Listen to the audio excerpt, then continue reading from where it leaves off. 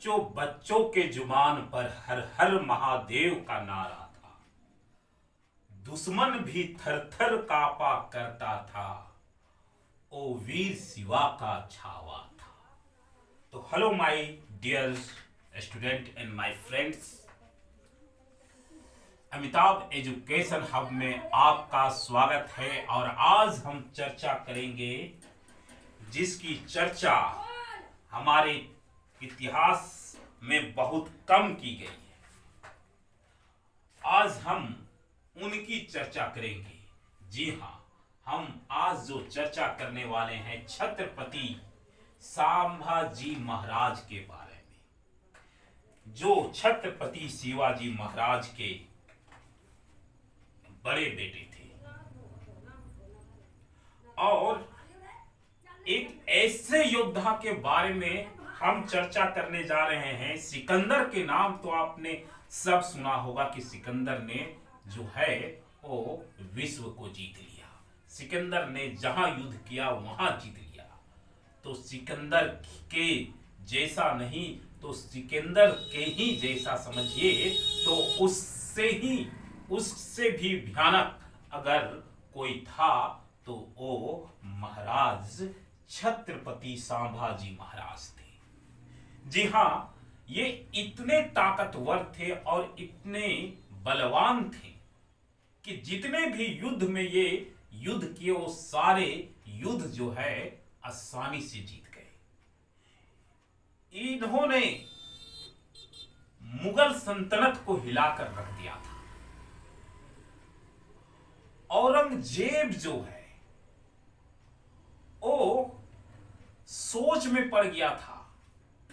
वो शपथ ले लिया था कि जब तक जो है वो संभाजी महाराज को जो है छत्रपति संभाजी महाराज को जब तक पकड़ ना लेता है, मार ना लेता है, तब तक वो चैन का नींद नहीं लेगा।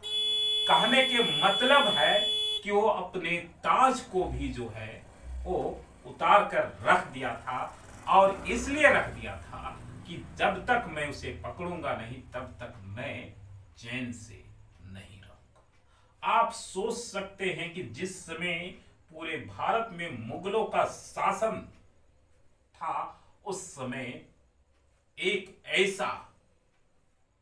ऐसा वीर, ऐसा मराठा जो मुगलों को छक्के छुड़ा दिए थे। मुगल सोच में पड़ गए थे कि यहां तक कि औरंगजेब जो है वो ये कहने लगे थे कि केवल एक भी शिवाजी के जैसा अगर हमारे पास होता तो पूरे विश्व को मैं जीत लेता। आप सोच रहे होंगे कि आखिर ऐसा गुण क्या था? उनकी बहादुरी जो इतिहासकार हमें बताए नहीं। चलिए हम आपको बताते हैं। छत्रपति संभाजी महाराज का जो जन्म है वो 14 मई 1657 को हुआ था। कब हुआ था? 14 मई 1657 को पुरंदर किला, पुणे महाराष्ट्र में। ठीक है, 2.5 साल की जब उम्र थी तब छत्रपति शिवाजी की माताजी का देहांत हो जाता है। छत्रपति संभाजी महाराज की माताजी का देहांत हो जाता है। उनकी माताजी का नाम था महारानी साईबाई। माता महारानी साईबाई। तो 2.5 साल के उम्र के में जब माताजी चली जाती हैं तो उनका लालन पोषण जो है वो दादी जीजाबाई करती है और बिल्कुल अपने बेटे शिवाजी के जैसा संभाजी महाराज को भी जो है बनाती है। एकदम राष्ट्रवाद, देशभक्ति, अपने प्रजा के लिए जीना, अपनों के लिए जीना, मतलब आप सोच नहीं सकते। ऐसा परवरिश आज जो है वो माता अपने बेटे को दे नहीं पाती है। बुरा तो लगेगा लेकिन ये सत्य है।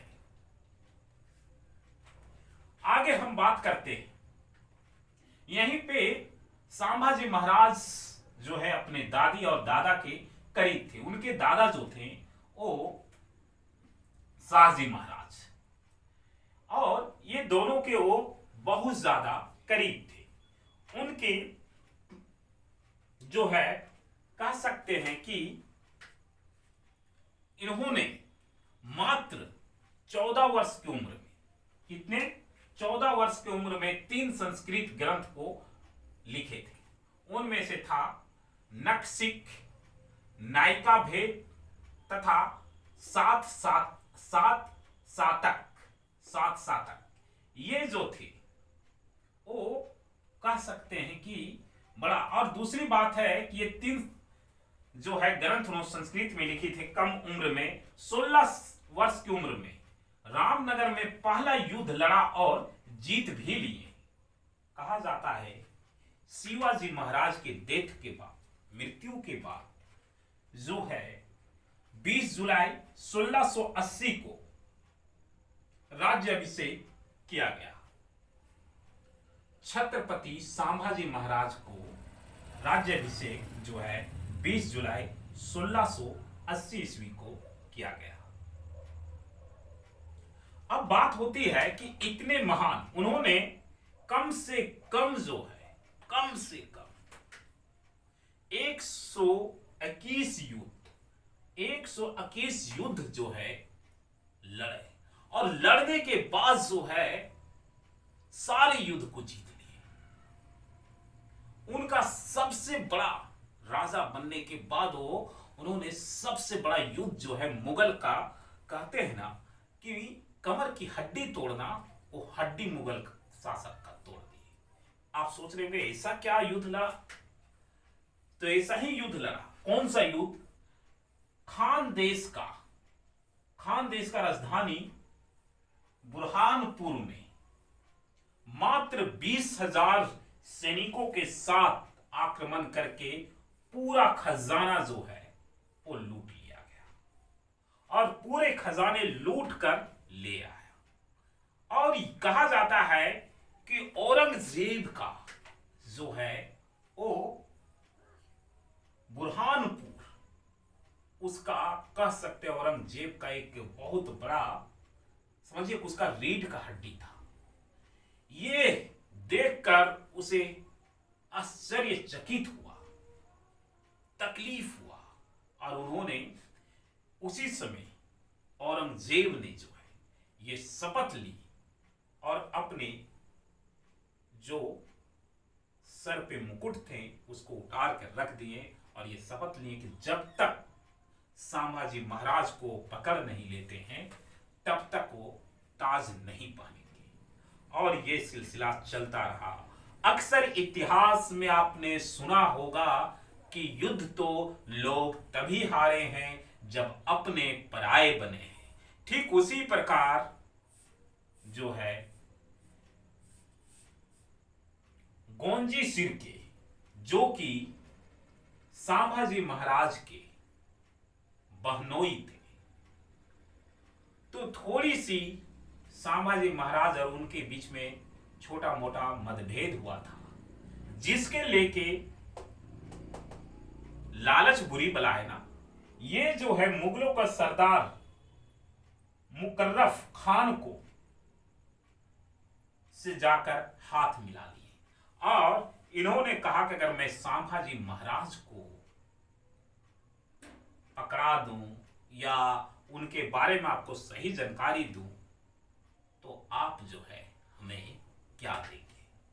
और कहा जाता है जितने भी इतिहास में हुए हैं, इतिहास में लोग हारे हैं तो तभी हारे हैं जब, आप कह सकते हैं कि लोग तभी हारे हैं जब आप के साथ कोई गद्दार जो है आ गया। और ये जो विश्वासघाती लोग होते हैं जिनके वजह से अक्सर राजा जो है वो हारे हैं। तो इसी प्रकार ये संगमेश्वर में गुप्त बैठक चल रहा था, ठीक है, और इस बैठक में सभी लोग आए हुए थे। और इस संगमेश्वर में गुप्त बैठक में सभी लोग जब आए हुए थे तो रायगढ़ से होके ये गुप्त बैठक भी थी और प्लस में ये गुप्त रास्ता था जो किसी को पता नहीं था। और वे ही गनोजी जो है वो इस रास्ते के बारे में बता देते हैं। और उस समय जो है संभाजी महाराज अपने 200 लोगों के साथ वहां पे निवास मतलब रुके रहते हैं, ठहरे रहते हैं। और ठीक ये पता चलता है कि यहाँ पे विश्वासघात हुआ है और मुगलों का 10,000 सैनिक चारों तरफ से घेर लेते हैं उस स्थान को। और काफी ज्यादा वहां पे एकदम युद्ध होता है, जबरदस्त युद्ध होता है। लेकिन उस युद्ध में ये कोशिश रहता है कि संभाजी महाराज को जो है वो जीवित पकड़ना है, उसे जीवित पकड़ना है। और अकेले समझ सकते मात्र 200 सैनिक जो हैं वो 10,000 सैनिकों को हमला 10,000 सैनिकों से जो है वो लोहा ले रहे थे, लड़ रहे थे और जबरदस्त युद्ध हुआ, खूब खूनबारी हुआ। अंत में इनको बड़े बड़े सिकड़ों से बांधकर ऊंट में जो है ऊंट के ऊपर बांधकर उनके साथ उनके दोस्त जो थे, सखा जो थे, कवि कलश, उन्हें दोनों को घिसटते हुए जो है वो ले जाया गया। कहां पे? तो ये तुलापुर में। और यहां पे तुलापुर में जो है इसे राजा के पास पेश किया गया, औरंगजेब के पास। औरंगजेब जब यातनाएं देते रहे तो इन्होंने कुछ नहीं, बस जगदम्बे जगदम्बे का जाप जपते रहे। कहते हैं इतनी यातनाएं अगर लोग किसी को दे तो लोग क्या ना करे। इसी पे तो एक कहावत चला आया था कि मरता क्या ना करे। लेकिन यहां तो मौत भी हार मान गई। क्या रहा होगा ओ योद्धा, ओ वीर, शिवा का छावा, क्या रहा होगा आप कल्पना नहीं कर सकते। आप कल्पना में भी उतना दूर पहुंच नहीं सकते हैं कि वो कैसा वीर था जिसे बांधकर इतनी यातनाएं दी गई। उन्हें होश में लाते हुए उनके नाखून खिंचवा लिए गए। उसके बावजूद भी वो बंदा के चेहरे में शिकंज नहीं आया और आंखों में वो खौफ नहीं दिखा, डर नहीं दिखा। वो कैसा था वो महात्मा, वो पुरुष जिसकी कल्पना भी लोग नहीं कर सकते। अरे औरंगजेब उनकी आंखों को देख कर परेशान हो गया कि आखिर इनकी आंखों में वो डर क्यों नहीं है। उसने आंखें निकलवा दी, गर्म सरिया से रड डालकर निकलवा ली बेदर्द तरीके से। उसके बाद भी आवाज में तनिक सा बदलाव नहीं, दर्द नहीं। आखिर वो कैसा व्यक्ति रहा। ये देखकर औरंगजेब को गुस्सा आता था और यही के वजह से जो है अंत में उसका जबान भी खिंचवा दिया। काटा नहीं, काटना तो अलग था, खिंचवा दिया। अंत में ये सारे कुछ करने के बाद उसे बोटी बोटी करवा दिया गया, टुकड़ों टुकड़ों कर कर उन्हें जो है वो तुलापुर के भीमा नदी के संगम पर फेंक दिया गया। आप सोच भी नहीं सकते हैं कि कितनी दर्दनाक मौत थी और अकेले उस वीर ने ये सहा होगा। क्या जबरदस्त रहा होगा वो वीर। वाकई में ऐसे वीर कभी कभी जो हैं वो इस पृथ्वी पर आते नहीं है, अवतार लेते हैं बॉस, अवतार लेते हैं। आपको ये जानकारी कैसा लगा आप कमेंट बॉक्स में जरूर बताएं। तब तक के लिए आप हमें इजाजत दीजिए। जय हिंद, जय भारत।